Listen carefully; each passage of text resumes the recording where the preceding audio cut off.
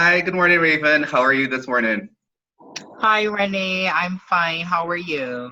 I am pretty okay. So usually I really do start or want to start answering this question when I start off some of these videos. So how's your soul and spirit today? Oh, what a time to ask me that question. um, my spirit has returned to my body. My soul is still a bit restless, Mhm. but overall, there's some unison. Okay, good, good. So we're gonna have a discussion around trans issues and women's issues today. Mm-hmm. And I am going to start off with you telling me your name, asking you to tell me your name um, and your pronouns. So my name is Raven Gill. I'm 29. My pronouns are Can't be she, her. 29. You don't look a day over 21. Oh, thank you. That's the moisturizer. The moisturizer. And you were going to say your pronouns? My pronouns are she, her, hers, and You can say that out loud here. It's fine. okay, I'm bitch. All right. Bitch. My preferred pronoun is bitch. Yes. And work-wise, what do you do at present? I am a trans activist advocate, but I before that I was doing cosmetology, so hair, makeup, and nails. There's no hair right now. It's just my beautiful turban. But yes, currently I am a trans advocate and I have my own organization. It's called Butterfly Barbados. It's the currently the only trans registered trans organization in Barbados. And we focus on, am I jumping ahead? No, go ahead. Tell me. That's why I asked what are you doing work-wise? Right. It focuses primarily on trans related inequalities such as gender marker recognition, gender identity recognition, the lack of access to employment, lack of access to comprehensive health care, working on policy and legislative reform with the powers that be, locally and regionally, as well as overall education to the non LGBT community about trans issues specifically. So, trans men, trans women, trans youth. So, yes. Cool. Thanks for sharing that.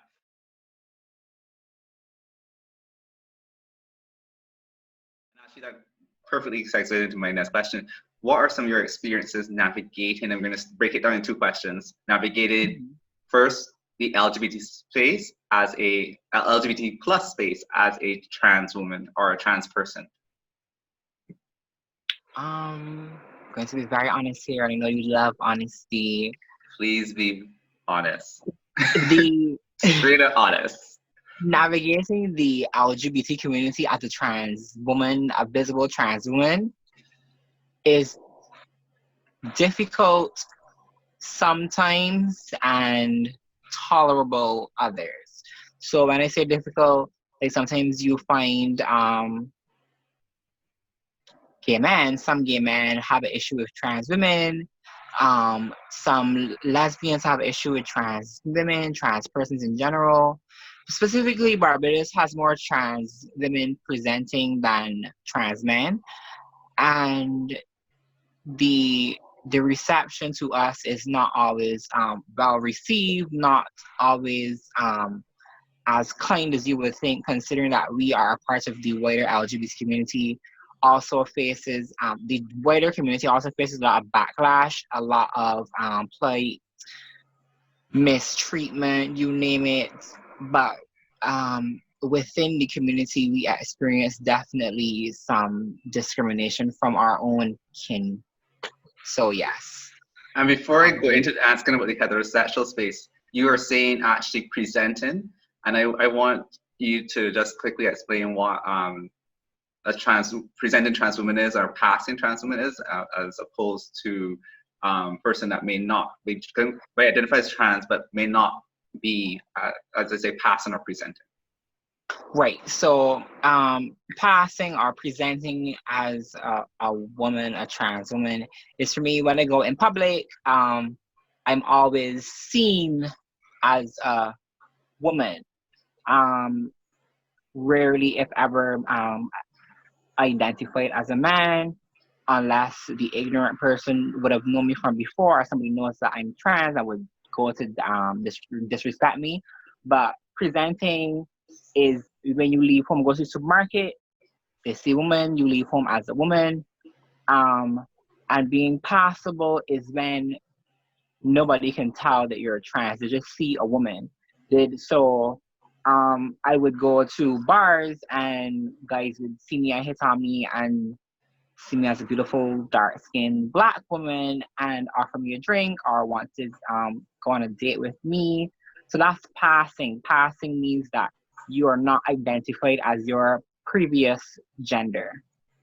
Okay, right. So now the next question I had from before was the experience of navigating heterosexual spaces. Well, again, for me, navigating heterosexual spaces isn't challenging. I'm very confident. I'm 6 foot tall. You can't miss me. Very slim, very model-esque.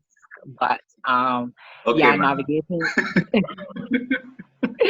navigating heterosexual spaces is not uncomfortable for me. Again, I'm a proud trans woman, so if people know I'm trans, it's fine. I don't usually get any disrespect. And even if they don't know that I'm trans, they just see a woman and like you said, just friendly or flirting, or it's not to the point where it's heckling, like people calling me a man or chasing me out of the space where I am. So navigating heterosexual spaces as a passable trans woman is fine for me. Like I fly under the radar a lot of times, Right. So and you that are actually saying as for you as a possible, but what are some of yeah. the scenarios that would happen that from working with other trans people can happen, especially if they are not in this, realm of passable? Right. So again, passing privilege is another way that we refer to passing.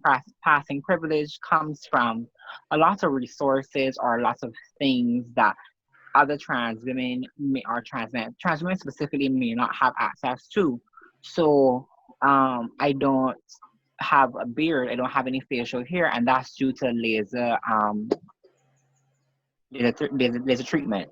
So Yeah. like I don't have to shave my face. I don't have a mustache or anything. So I can go out like this without a wig or makeup or anything and still would find a man to be attracted to me. Um for those persons who aren't passable, who may not have breasts visible, even if it's a very slight bit of cleavage, they don't have any of that, it can tend to be problematic or risky for those persons navigating those spaces, as they would be seen as odd, awkward. In the Bayesian context, they would be called a buller. So you would get that slur thrown at you. So for persons that don't have the luxury of passing, because being realistic, passing is a luxury. Because I can do it, I navigate. I don't have any problems. I don't generally have a fear for my safety. Other persons who aren't passable will have some fear, won't be as confident, will be very jittery, and it may be noticeable that they're awkward or fidgety. So that has caused problems for some persons being stoned or stabbed or robbed or assaulted in various ways. Those persons who aren't passable to align with the binary gender that they identify as or they see themselves as or would like persons to see them as.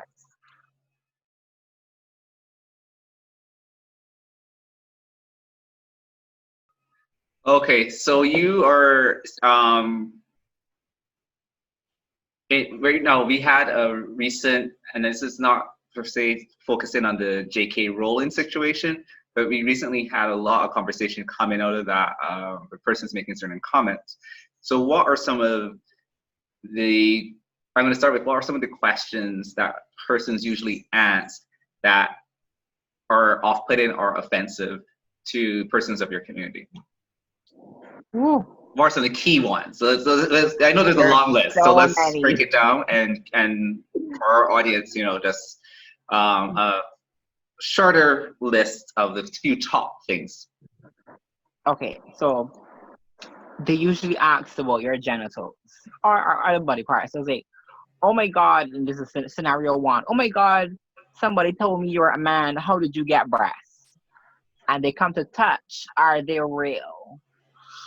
Or very stupid questions like, why is your hair so long? My hair is like here. Why is your hair so long? Like everybody's hair doesn't grow. Or but if you're a man, why do you sound like this? You don't sound like a man. Or the biggest one for trans women, do you still have a penis? Yeah. And it's very awkward is the least thing that I could say to describe the feeling when people ask those intrusive questions. But it's also a instant fear trigger. Like they're saying these things to you and they're not talking soft normally. So other persons in the vicinity may hear these questions and be inclined to become violent, which has happened to a lot of community members before. And you actually, because we know each other through Mm-hmm. some of the work we do, you've actually had a situation where a person harassed you in the street and you had to take this matter, that this became a police matter, and also to then what happened in the police situation also was something that then had to go to the police complaints authority. If you're comfortable, do you want to share a little bit about that incident and how this is something that community-wise may happen? Well, there are two instances. So one was a couple of years ago. I was in town walking, going back home from the bus terminal. I went with my friends walking to the bus terminal, and there was this group of guys and girls walking. So they were walking like 20 feet behind me, so they could see me. They could see my silhouette. And the boys from behind were saying, "Oh, look at she's really attractive, sexy, whatever," and kept calling at me to stop so they could come and talk to me. So then one of the boys realized who it was. He lives in my area, and he said, "Oh, that's a man." So what happened was the other boys that were calling out to me couldn't believe it. So some of them started to look for bottles and rocks and whatever, and they ran behind me to attack. And at the time, I had pepper spray. One of my friends had brought back for me from overseas, and when two of them got close, I blasted them with the pepper spray. The third one, he was a bit more tricky to catch. So when he was running behind me, I dead stop and turn around and sprayed at him. So at the same time it caught him, he threw the bottle at the same time. So the bottle hit me in my face. So I have a scar right here, and it cut into my hairline. So the hair around my, like the front of my hair right here does not grow. Like it's kind of patchy because I had to cut so much of my hair. So uh yeah, that's one. When I went to the police took a week to find the boy, and the boy literally lives 5 minutes walk from my house. And I had to keep going to the police station and being a bitch. It was like, why is it taking you so long to catch this boy? He lives here, and I told him the times that he leaves home comes back home, and it took them a week to get him to question him. And to this day, he's not been charged or anything. When I went to the police station to inquire about it, they lost my file, my complaint. And that's one instance. The other one was I was walking in town, going to the salon to get my hair done, and it was around my birthday, and this guy started to harass me, whatever. And he was like close enough for me that I could stretch out my hand and hit him. So he said it and he ran off. So the next couple of days, I saw him again, and he started up. So I engaged in a argument with him, and then the police came and broke up the argument. So he started to resist and carry on and fight that with the police. So the police arrested him. And then when I was walking, going along, one of the police officers stopped me and asked me for my name. And I told him he didn't believe me that my name was Raven. I wanted ID. I said no. And I told him, if you don't think that's my name, you can call this particular police officer who I would have dealt with for the same instance where before when the guys had hit me in my face and they lost my file. This officer is a superior officer, high ranking officer. So she would have helped me with that incident. So when I called her name, the officer started to shaking his boots. And he was like, okay, it will just come to the station and give a report about the boy harassing you. I did, got into the vehicle myself, no handcuffs, no anything, and went to the station. And upon giving my report, or trying to give my report about the boy harassing me and threatening me, the they had already started to process the boy charging him. And then one of the station sergeants came out and said, "Oh, we're charging you as well for disturbing peace." I was like, that's not the preface that I came here on, that y'all told me to come and make a report against the boy harassing me. So why is it now that I'm being charged with disturbing the peace? So it was a long, long process. They ended up putting me in a holding cell for 24 hours, and then I went to court the next morning. And it was a very traumatic ordeal because my wand looking like this, and I had my was put into the cell, like the it was the boy that had harassed me, the two arresting officers and the custodian of the cells in the police station. I had to strip down naked in front of all of them. So, and they wanted me to squat and cough twice when they made the boy do it once. And they wanted me to completely take off. They said, we need to see your nipples. So no female officer obviously seen me. So when I came to the cells, because somebody asked, why are you bringing this girl into the male cells? And one of the arresting officers was like, that's a man. And the other officer of the cells, in charge of the cells, was like completely petrified. He did not know what to do, and he kept saying, I am not sure, I'm not sure. And they just said, just strip. So Actually, I'm gonna ask you to pause there and answer your question along the lines like, so we have a number of institutions, the police obviously, and I'm gonna say police, which has holding cells and prisons, and then you have hospitals and psychiatric like hospital as well, including those hospitals, and probably one or two other healthcare type services.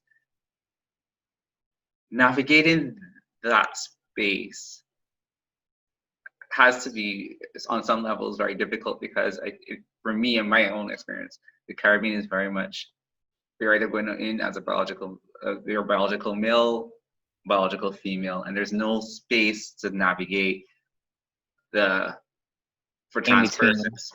So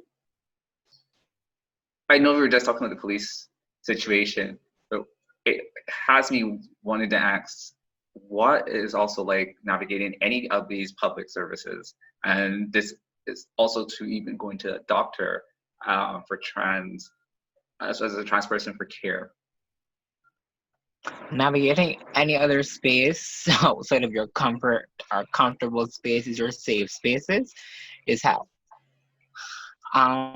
Going to the doctor, you're going there for the first time, and you have to get physical, and they see you presenting female, and you have to explain to them, well, I'm trans.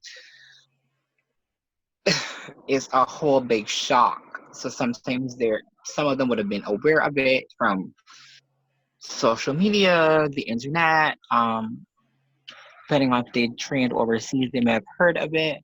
But having a one-on-one person interaction with a lot of doctors here or any other place is awful. There's no comprehensive healthcare for trans women or men in Barbados. Um, It's usually word of mouth. Like I would tell another girl, "We'll take this. You'll get boobs in a couple months or a year. Take this, whatever." Um, Navigating these other spaces are very. It can be degrading. Like you feel like less than a person or less than human because they're going to ask probing questions. How did you get breast? Do you still have a penis? The same rude questions. Why would you want to do something like that? God created you perfect and you want to thing and you're an abomination if the person is Christian and they're we know Barbados is full of these I don't want to say heretics, but we know Barbados is full of these hypocrites.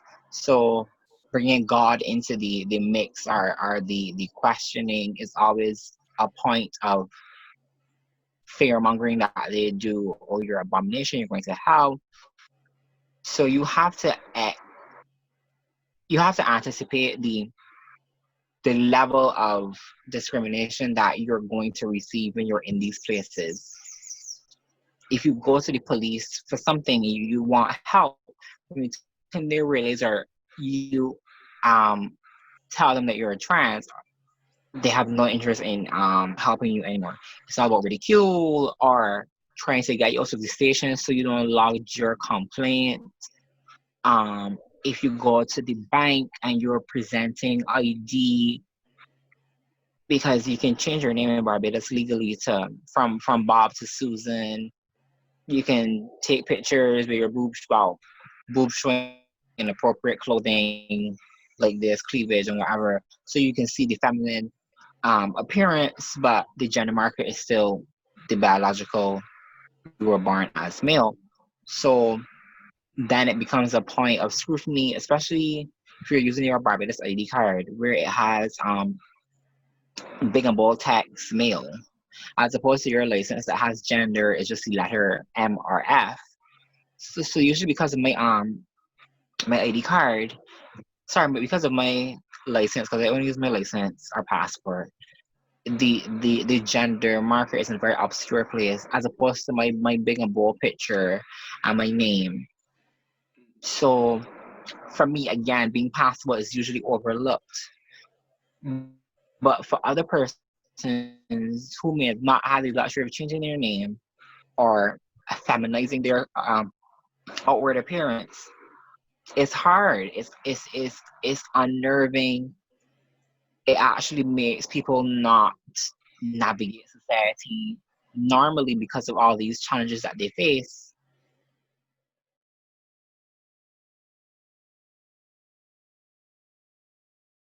Yeah. So there's a conversation as well. This is going back a little bit to the J.K. Rowling's thing too that came out of there, where and we've been hearing this conversation in gender circles that trans women aren't women or trans men aren't real men. What are your I saw the eyes. What are your comments on people making statements like that? And we even sometimes hear this coming from persons in gender circles or LGBT circles as well that are part of our allyship and communities. Yes, and this is a point of contention for me and a lot of activists who I am in circles or realms with, to the point where I've made it very clear for some of these activists, some of these feminists, some of these women leaders, I have no interest in fucking working with you anymore because of your ignorance. So to the statements of trans women aren't real women, trans men aren't real men, let's stick with trans women for now. So I'm a trans woman, identified as a woman. I present woman.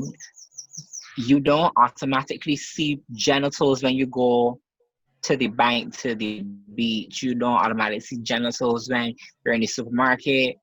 Anywhere in public settings, you find somebody attractive and you're attracted to what you're attracted to. Men are attracted to women, women are attracted to women, men are attracted to men, whatever the case may be. So if a straight man sees me as attracted to me, he sees a woman. He being straight identified all his life is attracted to a woman. Me. Okay. So you're saying that trans women aren't real women because they don't have vaginas. Trans women aren't real women because they don't have real women with a period. Trans women aren't real women because they can't give birth.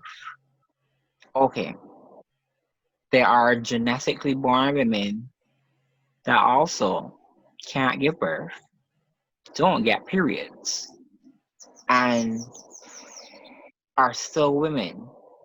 So you're saying that trans women aren't real women based on those statements, based on genetics, based on body parts, is a very inferior statement when it is put against women in general. Because then you're saying that those women born with vaginas aren't women either because they can't do what the Lord said women must be fruitful and multiply.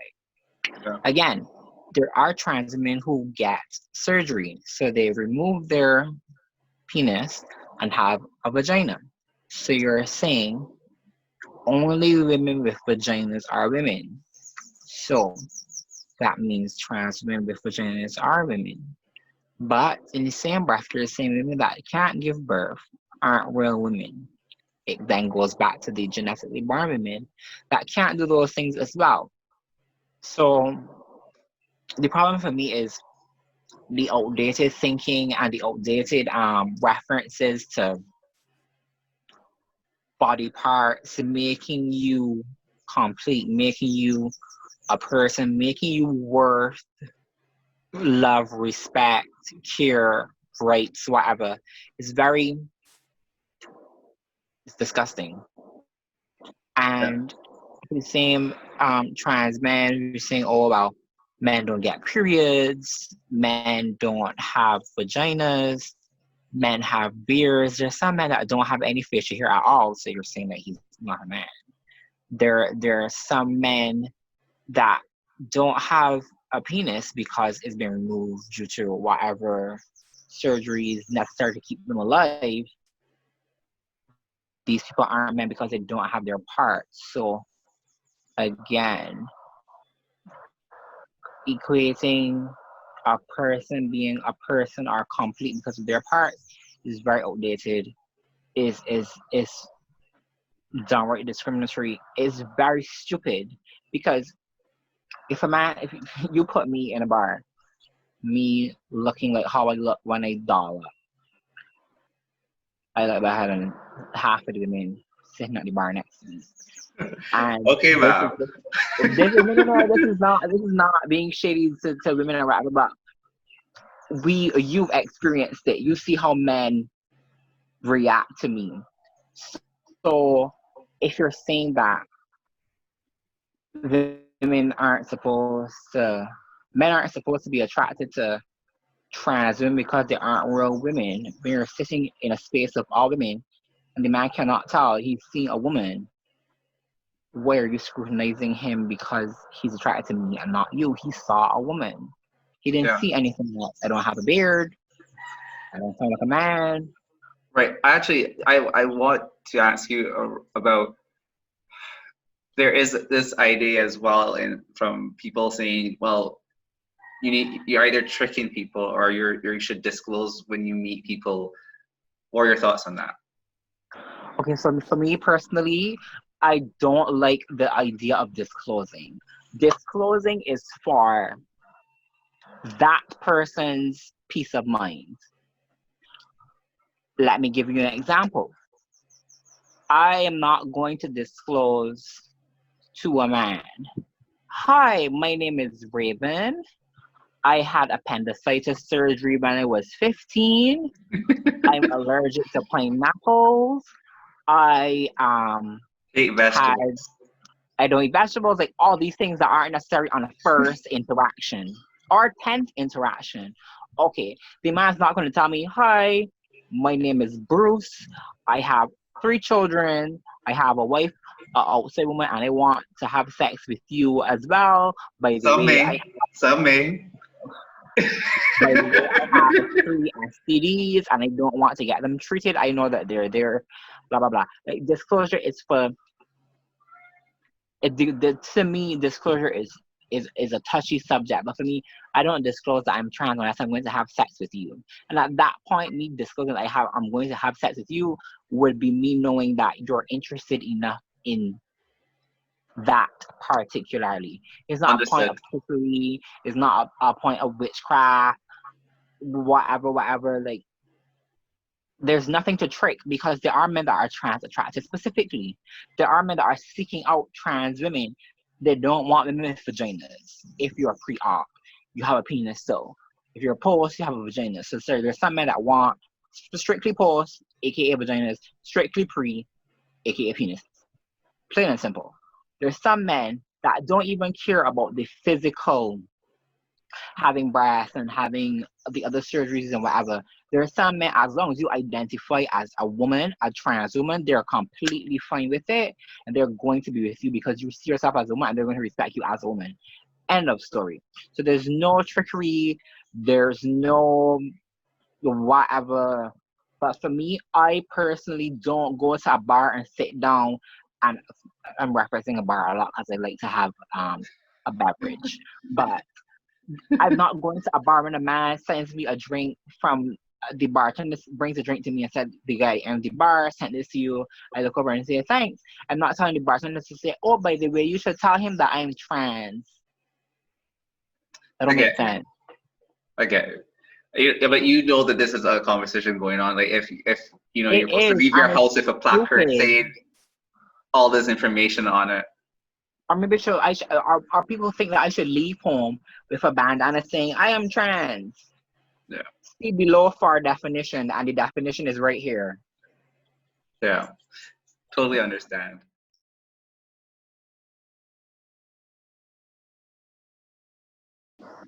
So in Barbadian society, what are some of the things you see conversation-wise needed to happen to move this forward? Because I actually gonna backtrack.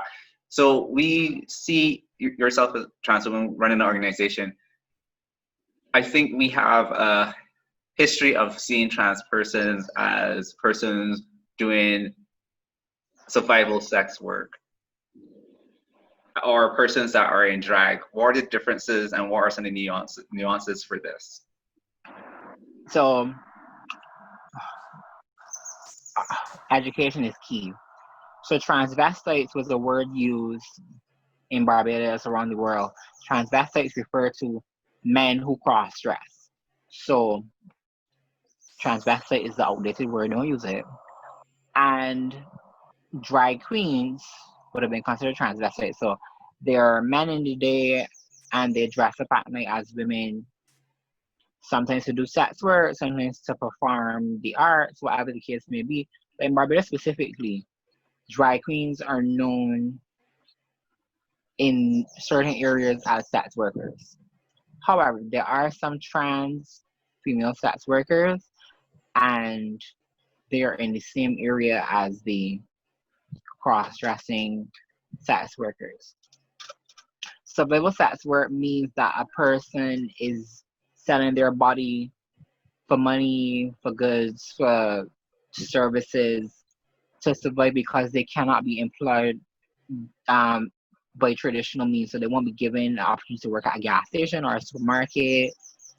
And you Or mentioned before that you also work with persons, the issues around work. So now you're saying that, please add in for me, like what are some of the issues for trans persons actually getting into the workforce in Barbados? right, so I work with sex workers. I work with migrants. I work with persons who've been in prison. And again, if you've been in prison, they're not going to give you a job because you're a criminal for the rest of your life in society's eyes. Um, Another stigma that is put on the community is that we're all full of HIV, so they don't want you in their place to sneeze or breathe and give them HIV as well. Um, some of the trans community aren't as educated, so not literate enough, so they won't be given a job where they can't read or write to do a lot of basic things or even fill out the application for themselves. So education is definitely needed to get past these barriers, because as well as we can't get access to jobs normally because of legislation. There's no protection laws for LGBT people. for hiring trans persons so that they won't be discriminated against, or they won't be paid less than the average person because of their identity. Um, so there's a lot of education that needs to be done for sure around getting rid of the stigmas, getting rid of the discrimination, and giving the trans community opportunity to work and survive and get out of the narrative that we're all sex workers, we're all full of HIV.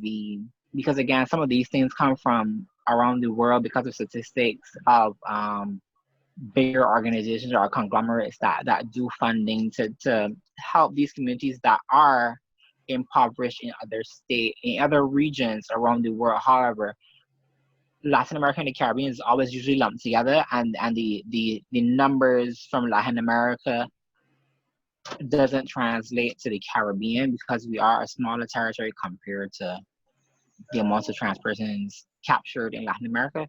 So again, it's hard, but education definitely is at the forefront of everything. Yeah, I think we both know in the different Caribbean islands, because there's also a big difference between what's going on in the northern Caribbean, where you have the bigger islands and also the Spanish-speaking countries, compared to the Anglo-Caribbean, where we are smaller territories, especially in the Eastern Caribbean, smaller territories, smaller numbers. We are making that special effort to collect data that speaks to each of our territories instead of being this big lump. As much as it's beneficial to be, Caribbean, there are times we have to actually segment that data and look at it piece by piece to make sure that we have accuracy of what's going on the ground. Mm-hmm. We,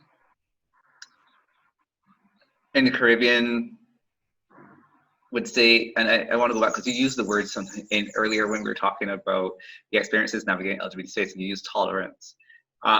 What are your views right now on things like tolerance and this idea of kumbaya if you just hold your lane, basically? So when I used tolerance before, it wasn't regarding persons tolerating the community. It was the community tolerating things that we have to endure because we can't do any better currently. Are there not provisions in place that we could make noise for the injustices and get instant results?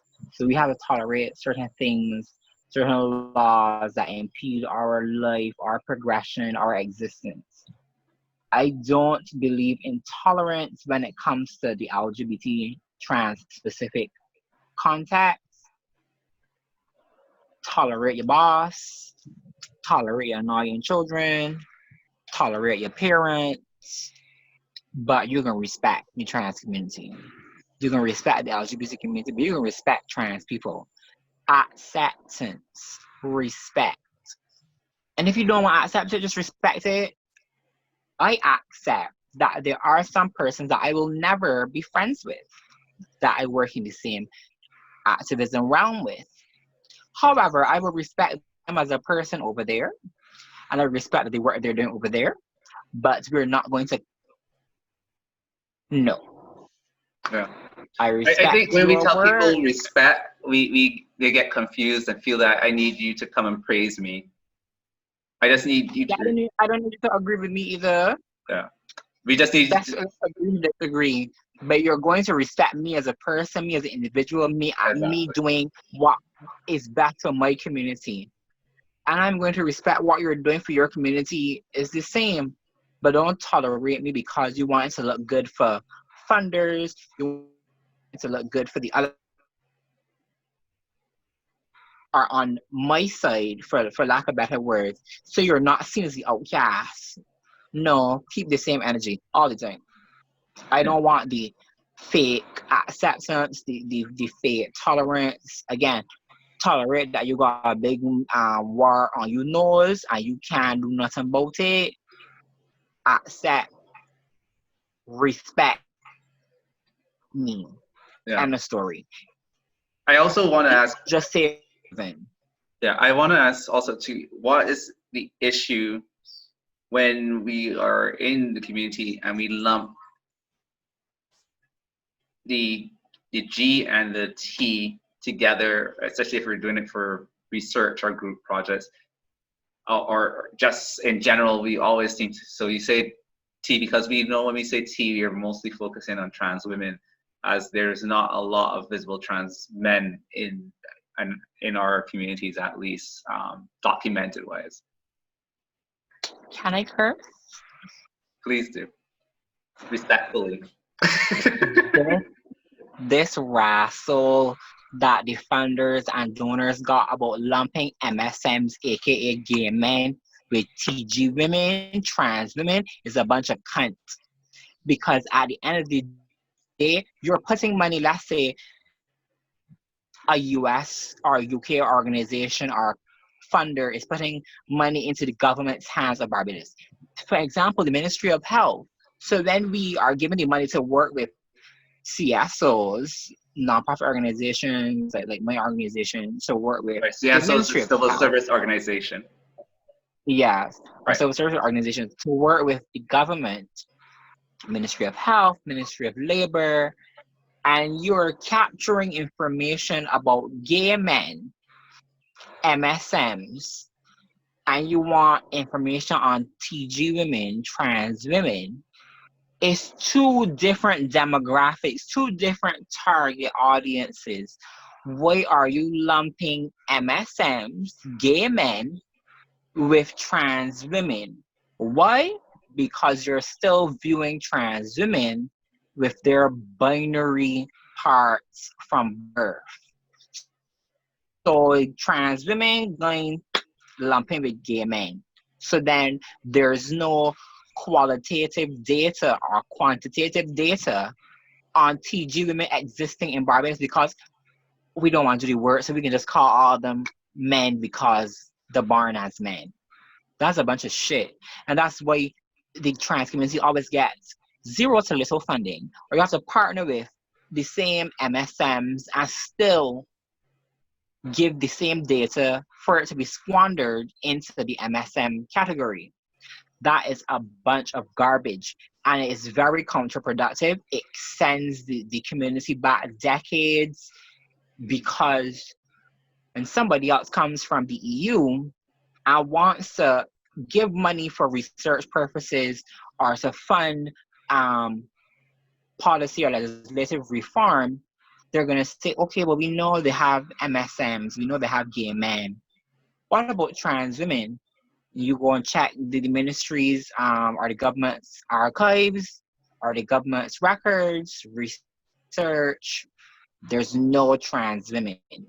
Why? Because you've done us a disservice and put us in with the gay men. Yeah. And also too, So I want to add into money. I want to add into my experience of actually doing some research work is that once you put that MSM title across there, some trans women may go ahead and say, all right, I will do it because they know you or they know the community, but they do not identify it. It could be traumatizing for Exactly. trans women as well. As what you said, you're saying that you view me as this thing, which I am not. And that information is lumped together in that report as an MSM report, not standing alone for the trans issues that are distinctly trans issues. It devalidates your existence, your journey as a trans woman, as an individual. So then when they say, okay, well, again, we've known from working in this realm, Latin America, their trans population is leaps and bounds higher. Conversation with me.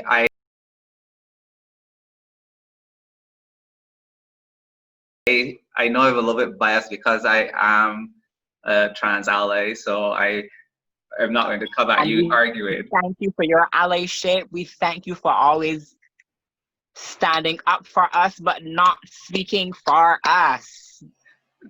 Before we go, that's very important. Is that important? Someone who does not live the experience, know the experience in depth, cannot speak for it. I cannot speak to being a white gay man. I cannot speak to being a white trans woman. I can speak to being a black woman, a black trans woman. I can speak depending on your awareness of self. I can speak to being a gay boy before I transition to a trans woman. I have that spectrum. I identify that I was before and I'm completely fine with it now. But a gay man will never be able to experience, unless he is transitioned, a gay man will never be able to completely and competently represent the trans community and speak on injustices that we face, things that we need.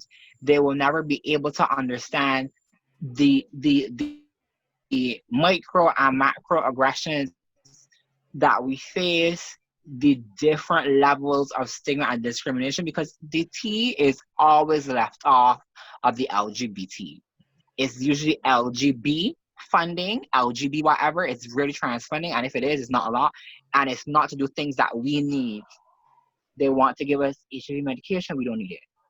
There's enough HIV cure here that we can access comfortably. We need hormones.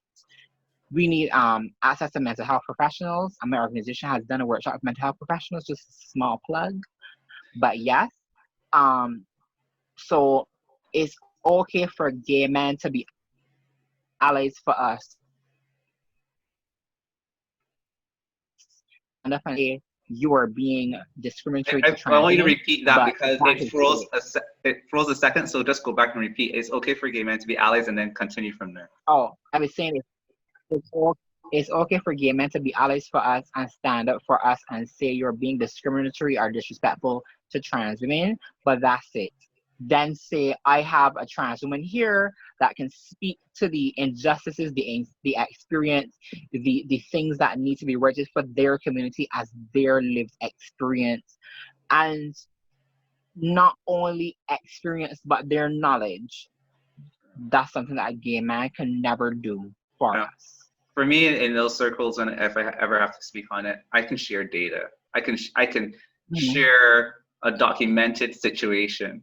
But when it comes down to really telling your story, the best person to tell your story is the person that lived that story. And that's how I go about it. They do not collide.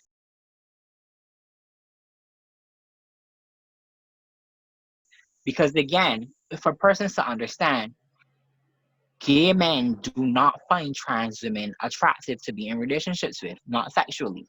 You will not, it is rare, it may happen, but generally, trans women are not with gay identified men. Trans women are with heterosexual men, heterosexual identified men, or even a bisexual man. They are not with gay men. Gay men like flat chests and beards. What's the term in Barbados? Beard and shorts or something like that? Sorry? What's the term that you all use? Beard and short. What is it? Please share. Pants and shirt bullets. Okay, we should laugh at these slang terms, but we have slang terms. We have our own slang and words that we use. Like again, the word tranny is offensive to a lot of the community, the trans community, but it's not offensive to me. So when I'm talking to some of my other friends, close friends, I was like, tranny, this thing is tranny. Or like when I'm talking to some of my gay friends, gay males, it's like, oh, I'm saying not many bullets, not many pants and shirt bullets. It's things that were used to be degrading to us, offensive to us, that we've reclaimed. Just like how some people reclaim nigger, and some people are still a bit iffy about that word. I live in the trans community. I can say tranny. If it offends you, don't watch me.